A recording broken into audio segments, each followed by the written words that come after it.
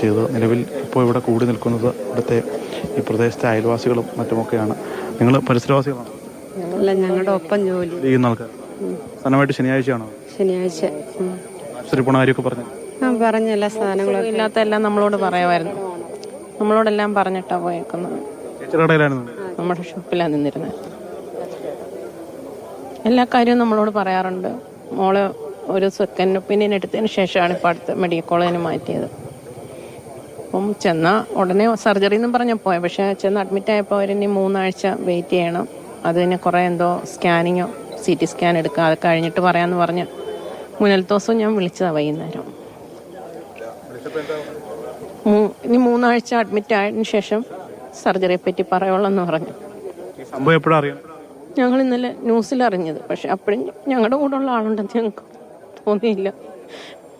പിന്നീട് ബിന്ദു എന്നറിയണം, ഞങ്ങൾ അപകടം മെഡിക്കൽ കോളേജിൽ ഉണ്ടായെന്ന് അറിഞ്ഞപ്പോഴും വിളിച്ച് അടുത്ത വാർഡിലാണോ എന്ന് അറിയാൻ വേണ്ടി. പക്ഷെ അതിന് ഫോൺ എടുത്തില്ല ബിന്ദു. അറിയില്ല. പിന്നെ ഞങ്ങൾ പോകുക ചെയ്ത ഹോസ്പിറ്റലിലോട്ട്. ഏതായാലും ഒരുമിച്ച് ജോലി ചെയ്യുന്ന ഈ ചേച്ചിയുടെ കടയിലാണ് ബിന്ദു നിന്നിരുന്നത്. അവിടെ ഇവർക്കൊപ്പം ഒരുമിച്ച് ജോലി ചെയ്തിരുന്ന ആളാണ്. അവരെ സംബന്ധിച്ചിടത്തോളം അവരുടെ ഒക്കെ പ്രിയപ്പെട്ട ആളുകളാണ്. അതുകൊണ്ട് തന്നെയാണ് അവരുടെ കണ്ണുകളൊക്കെ വിതുമ്പിയാണ് ഇവിടെ നിൽക്കുന്നത്. അവരെങ്ങനെ ഇന്നലെ വരെ ഒരുമിച്ച് ജോലി ചെയ്ത ആൾ ഇന്നില്ല എന്നറിയുമ്പോൾ ഉണ്ടാകുന്ന ആ ഒരു സങ്കടമുണ്ടല്ലോ, അത് നമുക്കൊരിക്കലും പറഞ്ഞറിയിക്കാൻ പറ്റിയില്ല. അതിനപ്പുറമാണ്. ആ വേദനയോടുകൂടി തന്നെയാണ് ഇവിടെ എത്തിയിരിക്കുന്ന ഓരോ ആളുകളും, ഒരുമിച്ച് ജോലി ചെയ്യുന്ന ആളുകൾ. ഇവിടുത്തെ അയൽവാസിയാണോ? അതെ. ചേട്ടൊക്കെ എങ്ങനെ? ഞങ്ങളൊക്കെ നല്ല ഇതാണ്. ഇവിടുത്തെ ഒരു അത്താണിയായിരുന്നത്.